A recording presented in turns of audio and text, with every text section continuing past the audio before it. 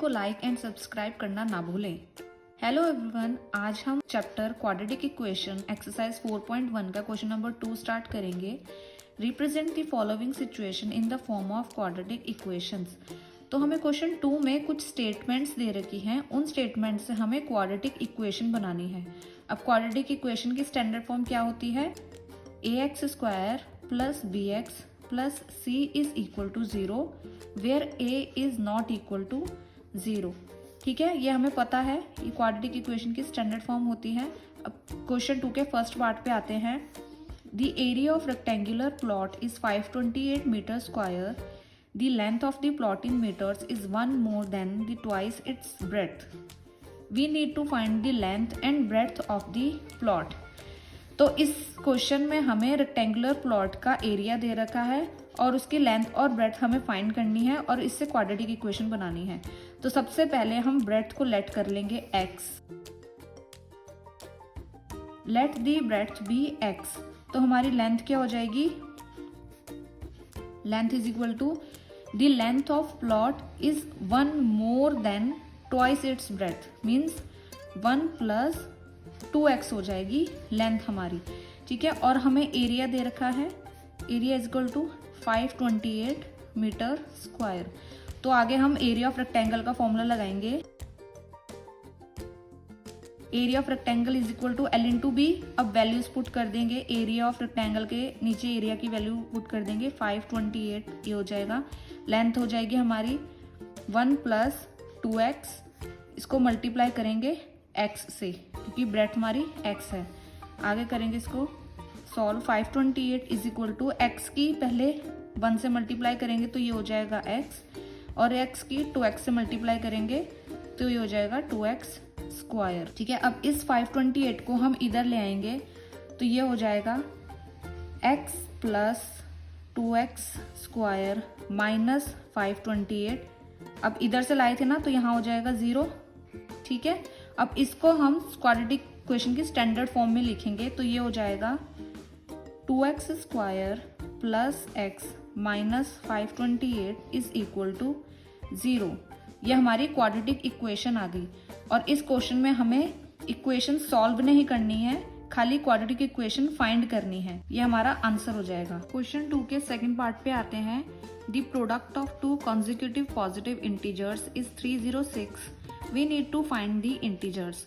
तो हमने यहाँ पे 2 consecutive पॉजिटिव इंटीजर्स का हमें प्रोडक्ट दे रखा है। प्रोडक्ट मीन्स मल्टीप्लीकेशन दे रखा है 3 इंटू 306। हमें वो 2 इंटीजर्स फाइंड करने हैं। तो सबसे पहले जो हमने फाइंड करना होता है उसको हम लेट कर लेंगे। तो यहाँ पे हम लिख लेंगे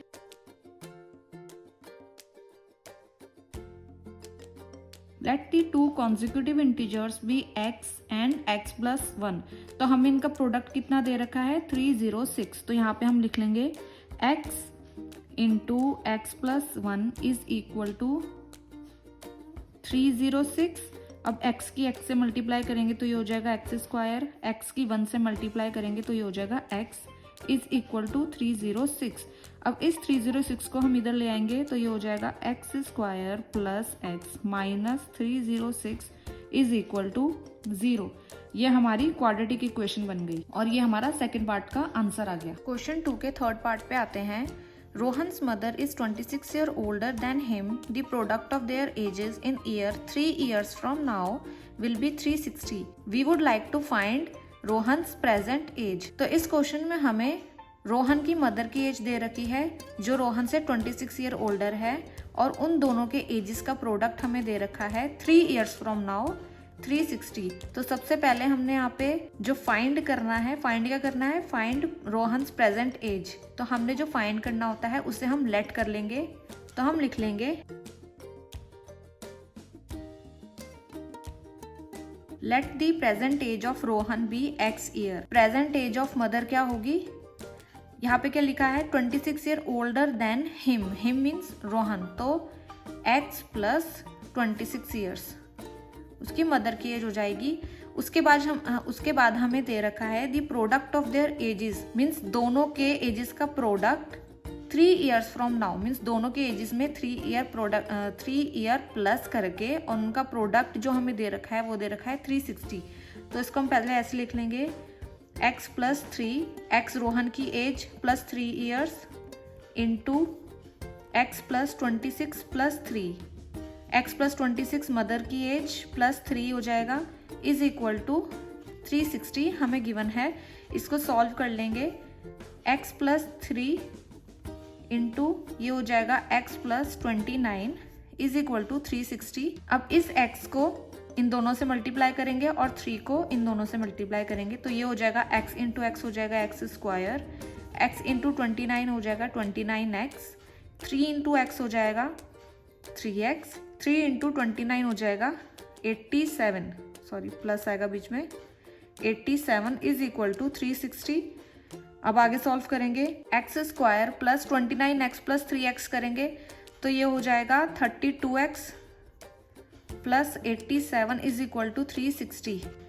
ठीक है, अब x square plus 32x plus 87 minus 360 is equal to 0। इस 360 को हम इधर ले आए, आगे सॉल्व करेंगे, x square plus 32x 360 minus 87 ये कितना हो जाएगा, साइन किसका आएगा, माइनस का, ये हो जाएगा 360 माइनस 87 हो जाएगा 273 is equal to 0।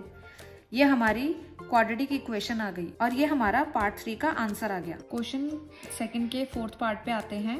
A train travels a distance of 480 kilometer at a uniform speed. If the speed had been 8 kilometer per hour less, then it would have taken 3 hours more to cover the same distance. We need to find the speed of the train. तो इस question में हमें distance दे रखा है 480 kilometre.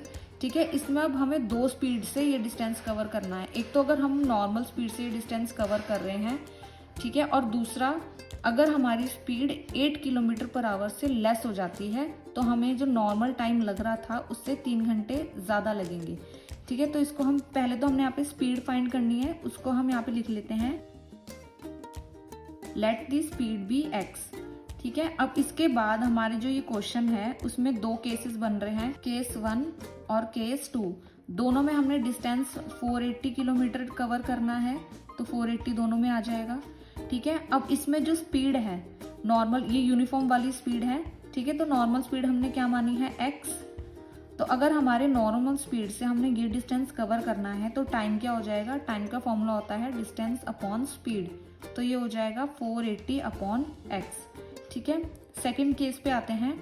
अब यहाँ पे उन्होंने बोला है कि if the speed had been 8 kilometer less, अगर यहाँ से हमारी स्पीड कम हो रही है 8 किलोमीटर पर आवर से, x माइनस 8 हो जाएगा, तो हमारा टाइम कितना लग रहा है, टाइम डिस्टेंस अपॉन स्पीड हो जाएगा 480 अपॉन x माइनस 8। ठीक है, ये हमारा टाइम आ गया।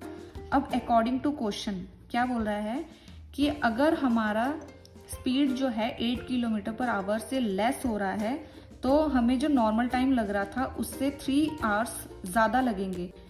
तो जो हमारा T2 है वो किसके इक्वल है, T1 प्लस 3।